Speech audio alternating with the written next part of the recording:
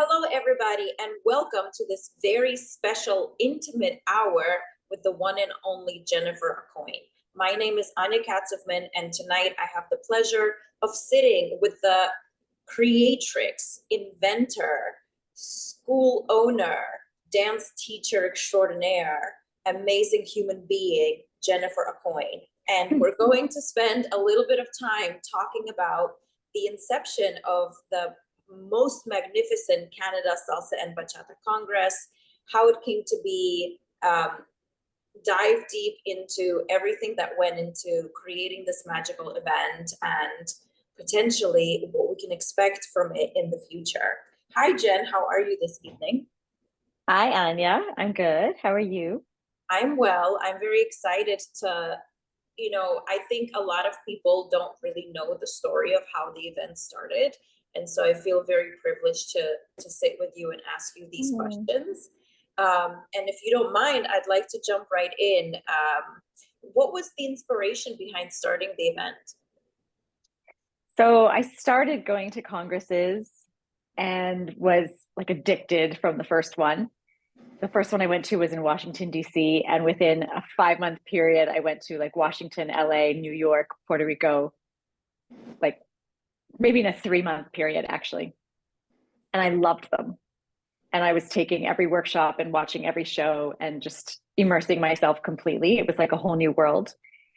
And I met at the very first Congress I went to, I met some amazing dancers.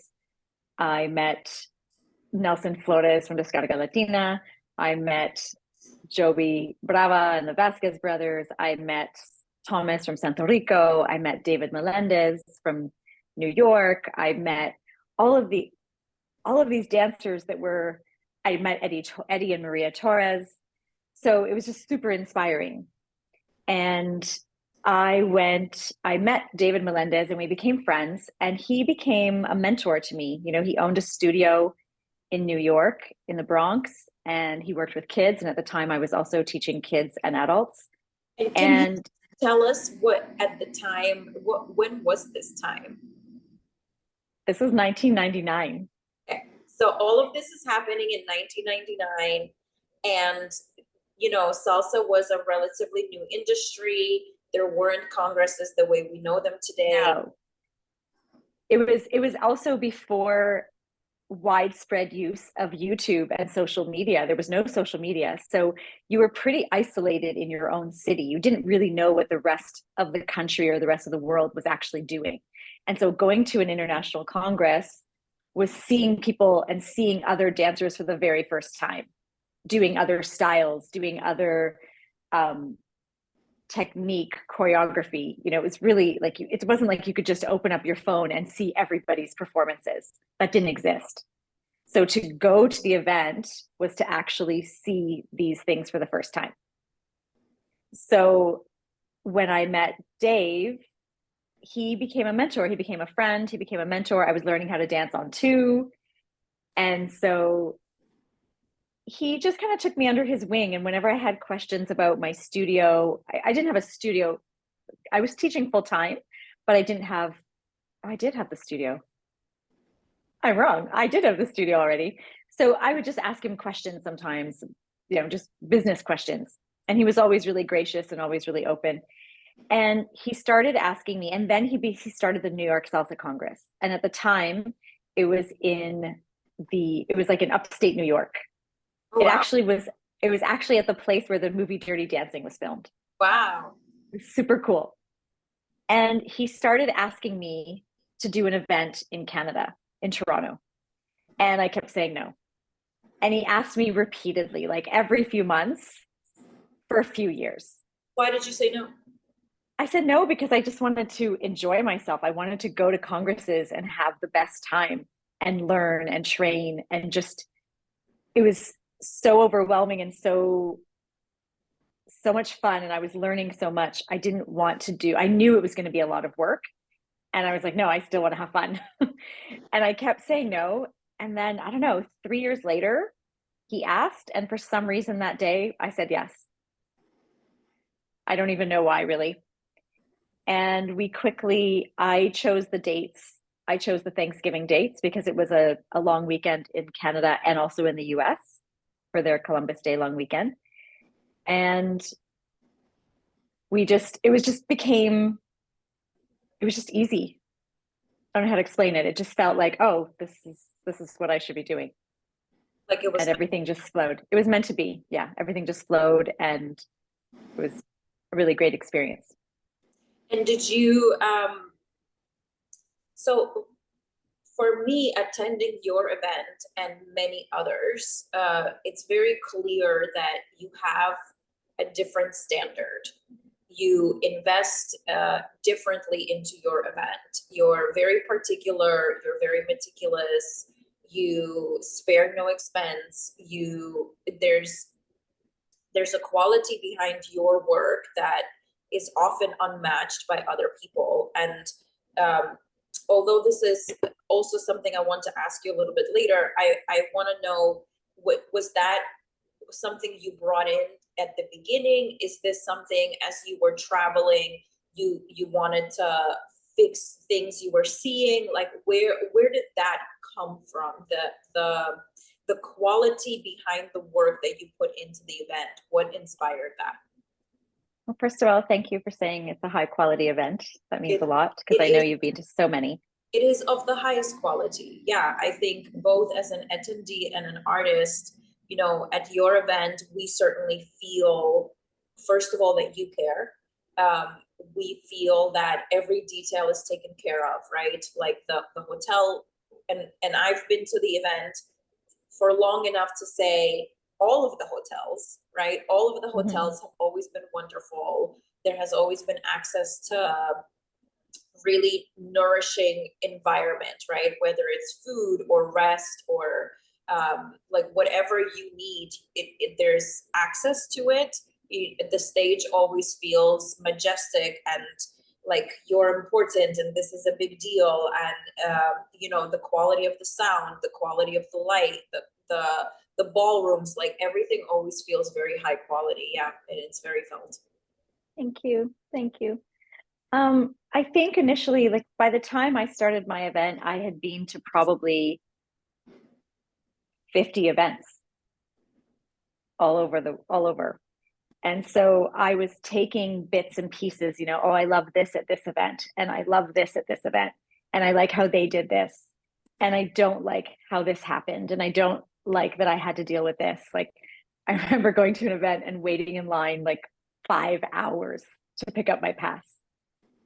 And it was just frustrating. I'm like, just give me my pass. I just want to like get out of here. So there was kind of negatives and positives that I saw at all the other events, and I learned from them, and I kind of just kept them in the back of my head. And so when it was time to start the event, I was really thinking, okay, what did I like? And I think I'm pretty picky.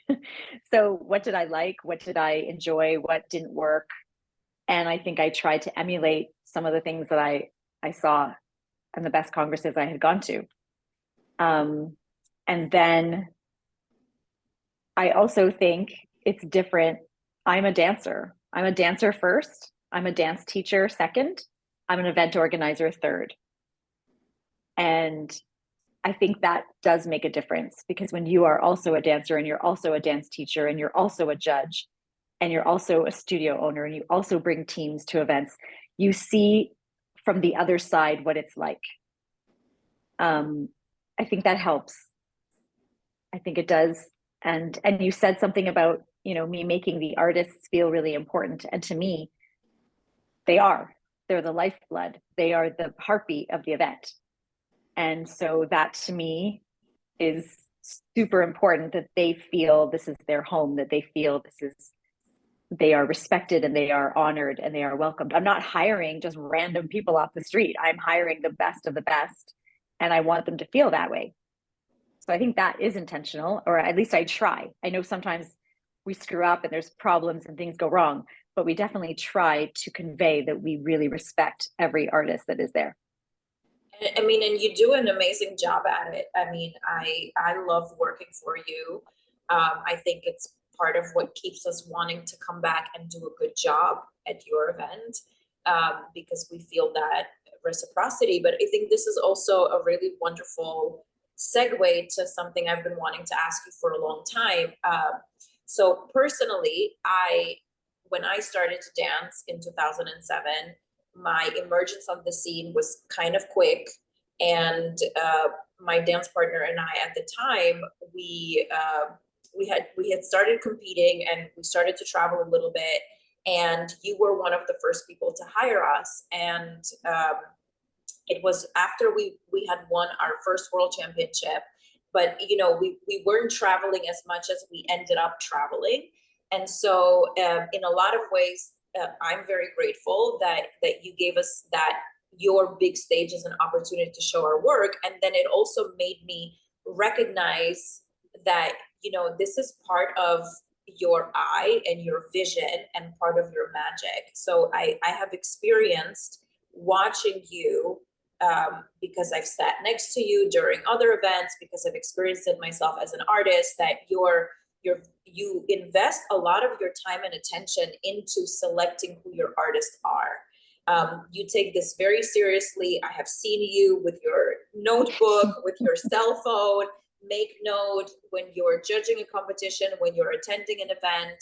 You're always looking out for who's going to be the next talent that you bring to your event and therefore Canada.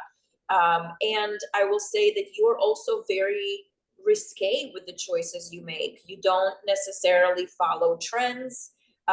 You're not necessarily someone that listens to the opinions of others. You're not shy to hire someone new.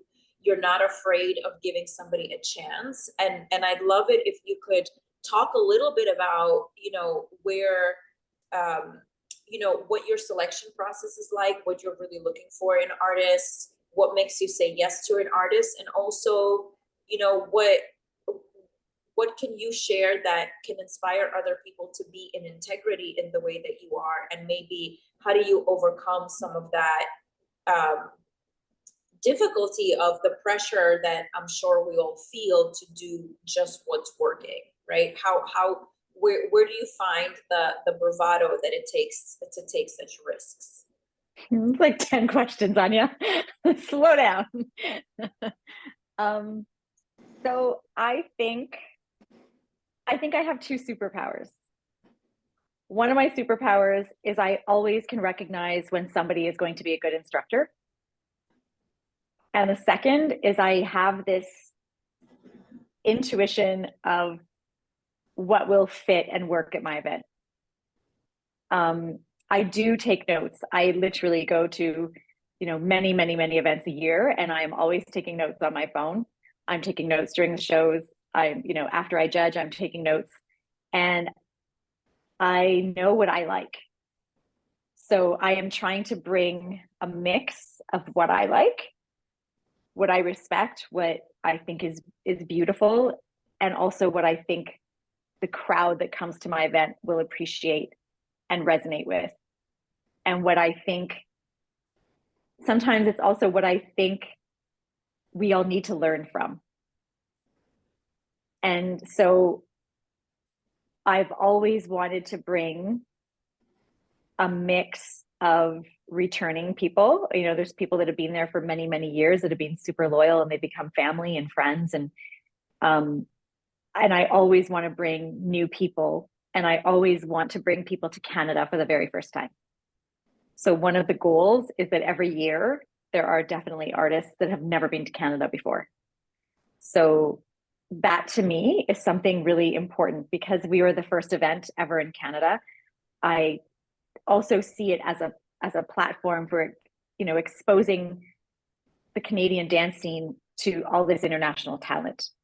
And I want the scene to grow, and I want them to grow from the best of the best. So when I see somebody that I know that the crowd will love and that is so talented, I'm immediate. Like, there's no second guessing.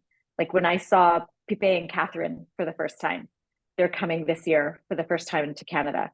They're from Colombia. And I saw them, I'm not kidding, 20 seconds into their show, I turned to the person beside me and I said, "Who are they? Can you introduce me to them?" I knew before they even were halfway through their show. And they ended up winning every competition that week and every competition since then. And I didn't know that. And it wasn't, I didn't care. I didn't care if I actually hired them before finding out if they won. It wasn't, oh, they won this competition. It was, wow, they are fantastic. They are talented. They are the next big thing. I think also being a judge, I've been judging for, I don't know, 20 years. So I've seen the best of the best from all over the world. And I think that has been a super helpful tool to also, I've seen the best of the best. I know, I get to see the up and coming. I get to see the most talented. So that's helped as well to be able to choose and I don't know where you called it bravado. I don't think of it as bravado. Courage. I don't even think of it as courage. I think of it as these guys are great. I want to bring them. There's not really a second thought. It's, wow, this person is super talented. They're incredible. I want to bring them. And we're really glad that you do. Me too. How do you feel, well, talking about courage, what has it been like for you to be, again, historically speaking, I don't know if you were the first woman to ever have your own event. You're definitely, amongst a small group of female leaders to put on an event. And that number is growing, of course, and luckily, but you were definitely a pioneer in that way. So how did it feel being the only woman in what is most definitely a very male-dominated industry? What was it like having an event as a woman? And how do you feel things have changed in that department, if they have? I will say first that, David Melendez gave me the confidence to run the first year. I remember, one night calling him super stressed about something, and he's like, listen, don't worry about anything else. Don't worry about anyone else. Don't worry about any other event. Stay in your lane. Worry about yourself. And after that first year, we decided that I would continue the event by myself and he would be the MC. And I really thank him for that and he said to me, I just did it with you because I wanted you to do it. And I knew that you could do it. And so that was really beautiful for him to trust me and then to just say, okay, now you go. So I don't think he was doing it to, make money. I mean, I'm sure it was, happy to make money, but it was more to say, I know you have this in you, go do it. So that was one thing. The second thing is I honestly don't think that much about the fact that I'm a woman doing this. I've worked for myself and run my own business my whole adult life. And so it just doesn't occur to me to think about it. I don't really feel like it was more difficult for me, to be honest. I think if you treat people with respect and if you have integrity and if you're honest, people will feel that, whether you're male or female. And the only thing I joke all the time is, man, it must be a lot nicer, a lot easier as a guy getting ready for the Congress. Because on a Saturday night show, they just have to take a quick shower, put on a tuxedo or a suit, and they're done. They don't need, to blow dry their hair and put on makeup and have different dresses every night and high heels. And I just think, wow, it must be like a 20-minute process for them to get ready at night. But in terms of feeling, I don't know. I know I've had that question from so many different people, and I feel like I'm disappointing sometimes people when I answer, but I don't really think of it as, oh, I'm a woman doing this. I think of it as, this is my business.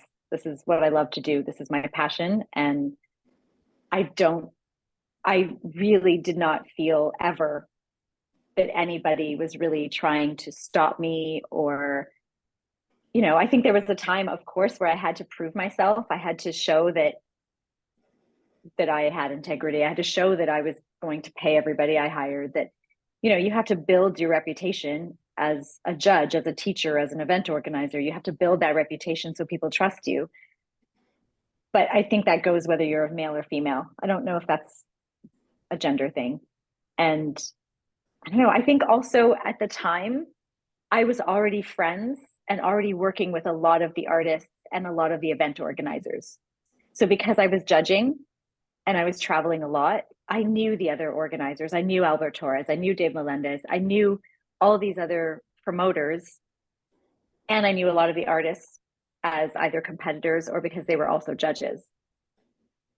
So there wasn't like this big gap. You had a network. I had a network already, and I was friends with people already. I think I had already developed friendships and kind of a bit of a trust with some people.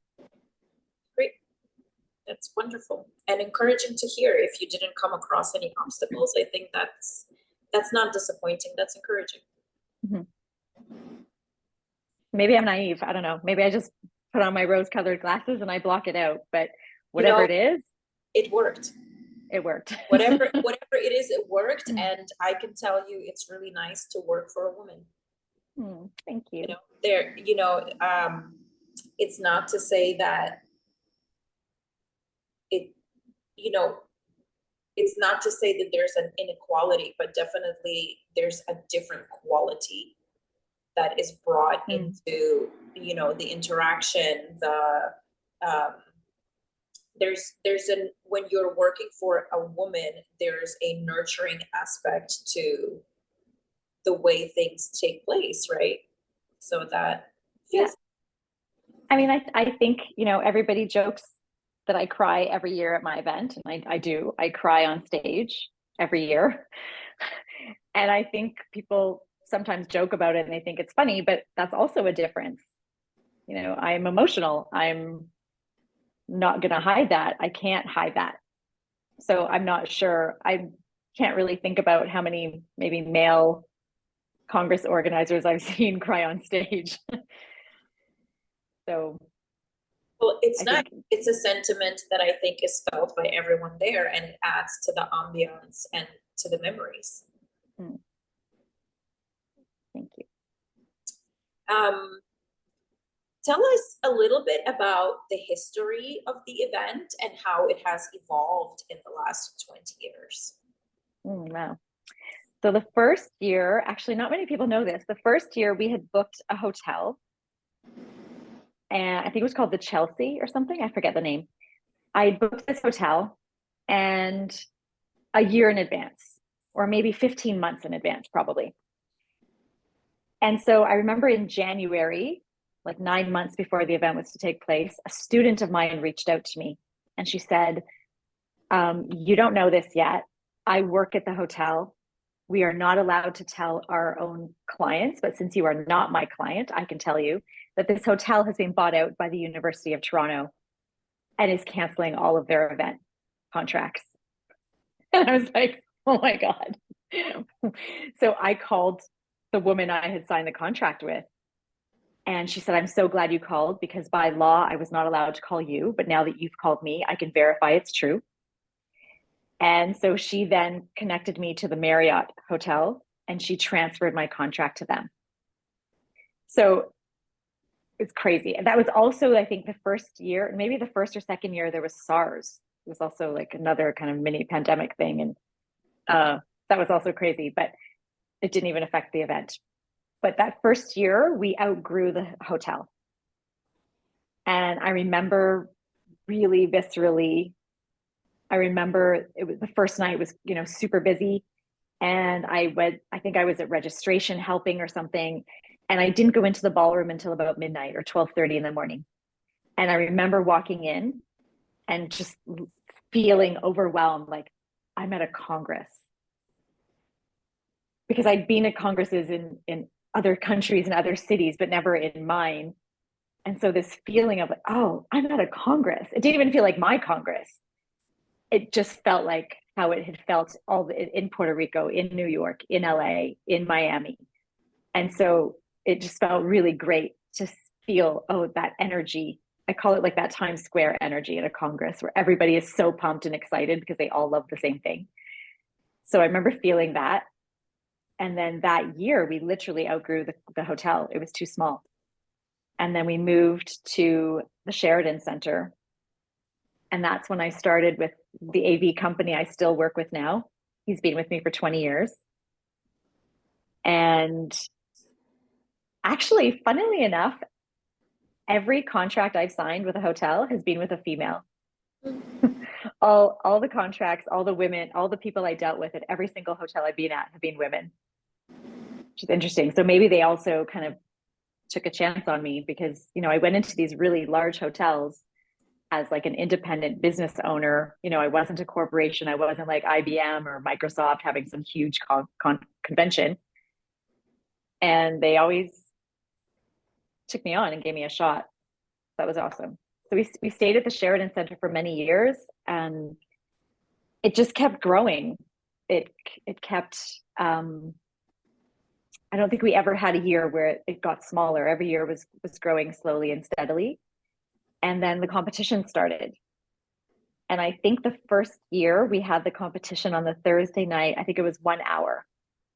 And I will say, I had always run before I even started the convention. I had run competitions. So I was running competitions in Toronto and pretty large competitions with some international artists and things like that. So when I did the competition at the Congress for the first year, it was 1 hour. This year we have 40 hours of competition. So it's really snowballed. So I think just the scale of the event has grown. I think the number of workshops we offer, the number of artists we bring, the number of competitions, I think that has really changed. I think the variety of dancers. I mean, when I started, it was the Canada Salsa Congress. Bachata wasn't as popular. We didn't have a separate bachata room. It was just one ballroom. Everybody danced in one ballroom, which made it a lot easier to find your friends. But you know, you didn't have to go back and forth. So I think that was one of the biggest changes, was changing it to the Canada Salsa and Bachata Congress and having a separate ballroom for bachata. And then I started loving Latin hustle. And so then I brought that component in. I did my certification with Billy, and I started teaching hustle, and I started going to hustle events and salsa and hustle combined events. And so then we added a hustle room. So I think just every couple of years there's been like a little shift. I don't think it's been like this massive. I don't think anybody would say from one year to the next there's a huge change in the event, but I think when you look back over 20 years, you see, wow, you know, it was this. We had maybe 12 shows, 15 shows a night the first year. And now we have 40. I think the other really big shift has been in the number of teams and schools in Canada. So when I started, there was, you know, many schools, several schools across in Toronto and Montreal and Ottawa, and every school had one team. And now I get requests from schools that have 11 teams, 8 teams, 7 teams. That didn't exist even 12 years ago. That didn't exist. You know, schools had a couple of teams maybe, but now they all have different levels. They have salsa, they have bachata, they have ladies teams, men's teams, co-ed teams. So that's changed a lot. It's really beautiful. Mm-hmm. And do you think that, you know, can you speak a little bit about how the evolution of the event also contributed to the evolution of growth of both level and consistency in Latin dance in Canada? I hope it has. I think it's really given a platform to a lot of Canadian talent. And so, again, when I started the event, there was no Canadian champions. They were all from the United States, or they were from Colombia, or they were from Mexico or Puerto Rico. And now we have several couples that are world champions. And so that, I think, that's not because of my event, of course, because of their hard work and because of their dedication. But they also had an opportunity to compete at my event or to perhaps qualify for another competition. They had an opportunity to be seen by the whole country, which I hope helped. I don't take any credit for any of that, but I think it's really phenomenal to see how many of them have grown and how they've grown their businesses, how they've grown their schools, how they've grown their careers. You know, these people really, we've grown up together. We've known each other most of our adult lives. So it's really great to see that. Yeah, I mean, and if I may add, it's really great. You know, your event is international, and for a lot of the local talent, it's the first time they share a stage with For sure. big artists. It's their opportunity to learn from big names. Yes, 100%. Right? And so that definitely 100%. 100% to have this this amazing amount of talent in our city, in our country, to train all the dancers from across Canada has 1,000% elevated the level. It's elevated the level of their choreographies. It's elevated the level of their competition. Elevated the level of their training. It's elevated the level of all of our schools, because we now have access. Because I remember being able to travel 6-8 times a year to congresses and learning from the best of the best and thinking, wow, like, and again, this is before social media. So other people in Toronto didn't have access to that. They weren't traveling as much as I was. And so to be able to bring it to them, and now all of them can train with the best in the world, for sure. I think that's definitely elevated it. Sure. And you've mentioned that you love congresses because you love an opportunity to see what the rest of the world is doing, you know, interact with people you've gotten to know that feel like family. What do you love about your event? What do you Oh gosh, that's so hard. And what have some of your favorite moments been? Oh my goodness. What do I love about my event? I love the energy. I love that. First of all, I will say I've never met a person who has been to a salsa congress and said, I don't really want to ever go again. It doesn't exist. If you go to one, you're hooked. You want to keep going. You want to go to several. You want to go again. About mine, I would say I love the energy. I feel, I don't know, maybe I'm delusional, but I really feel like people are so happy to be there. And so, you know, I work on this all year long, and we spend, you know, hours and hours and hours every week for an entire year to put this together. So to have people appreciate that and to thank us and to say, wow, I'm having the most amazing time, is really great. I love the diversity of artists, that some have been professional dancers for 25 years and some it's their second year, and that you have all different levels. We have people from across Canada, from the States. We have people who come from Europe. So I just love that it's this, it's like it just brings everybody together. What else do I love about my event? I actually will say that sometimes it's a blur. And so there's a lot happening behind the scenes. And sometimes I feel like it just goes by in the blink of an eye.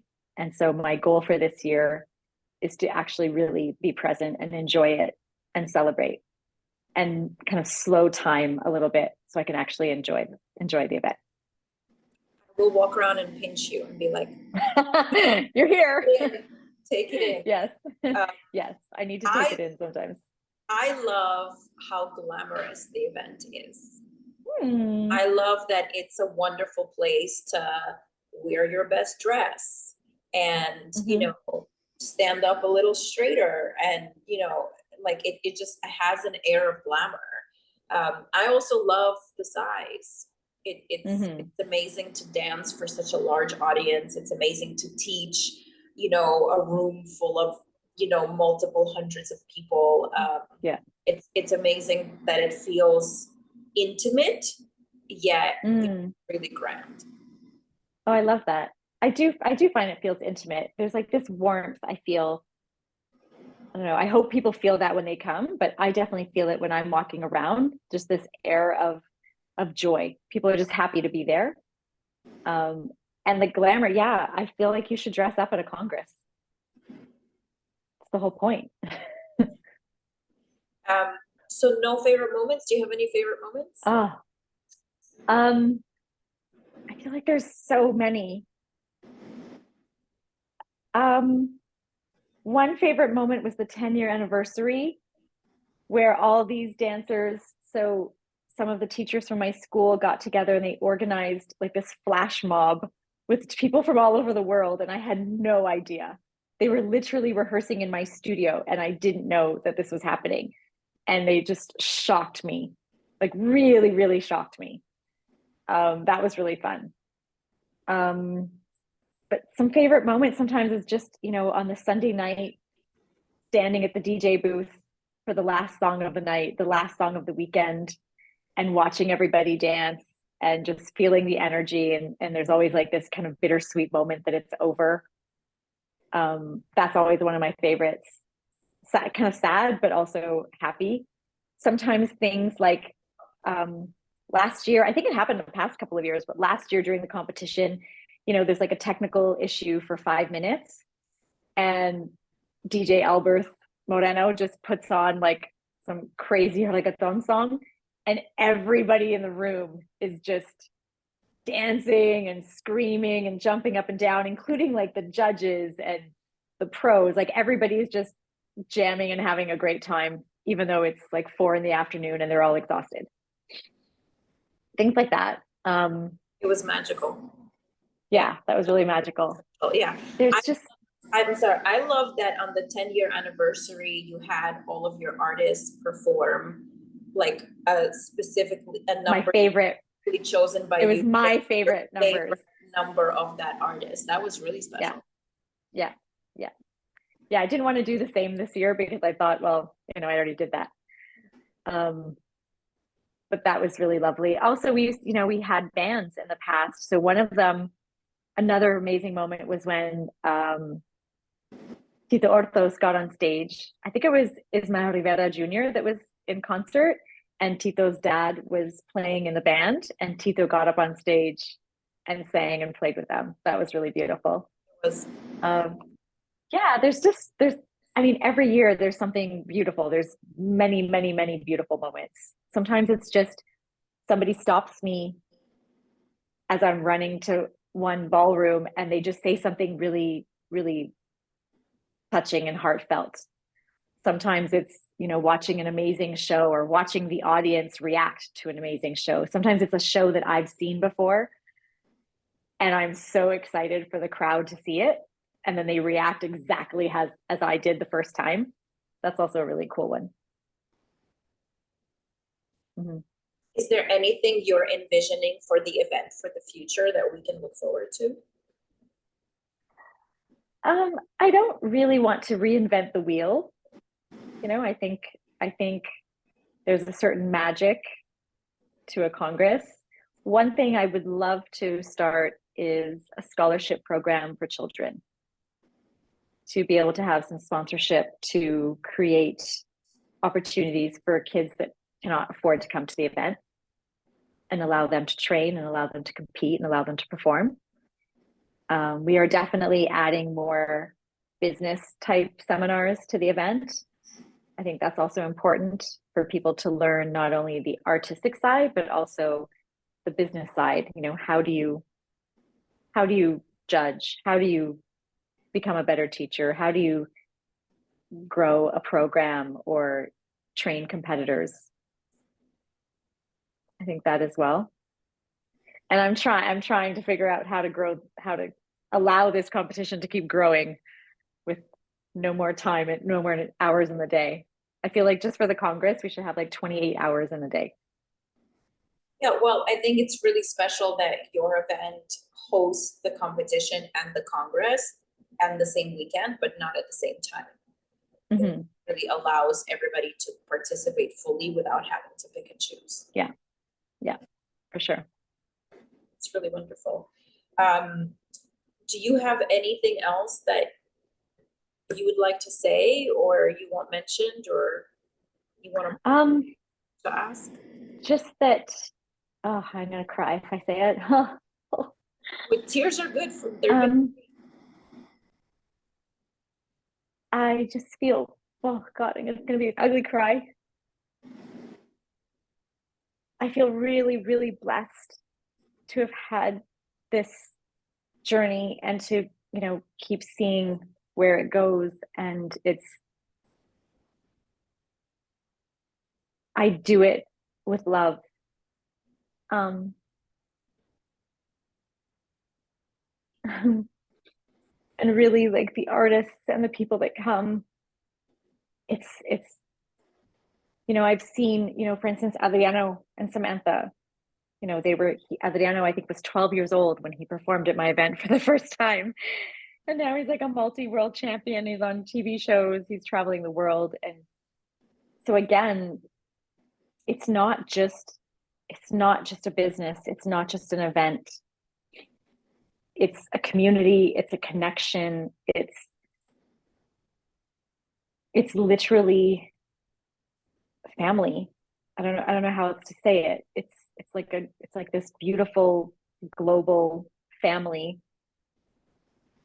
that all happen to have the same hobby and love the same things. And you So do I an just amazing job at making us feel like family and giving us an opportunity to grow, to expand, to express, to connect. It's your community. So thank you for building it for us. Thank you. I feel super blessed that Dave Melendez saw in me that I could do this, and that he kind of pushed me off the edge of the cliff a little bit. So thank you to David Melendez. And thank you to everybody who's just supported the event and been a part of it and trusted me and come back year after year.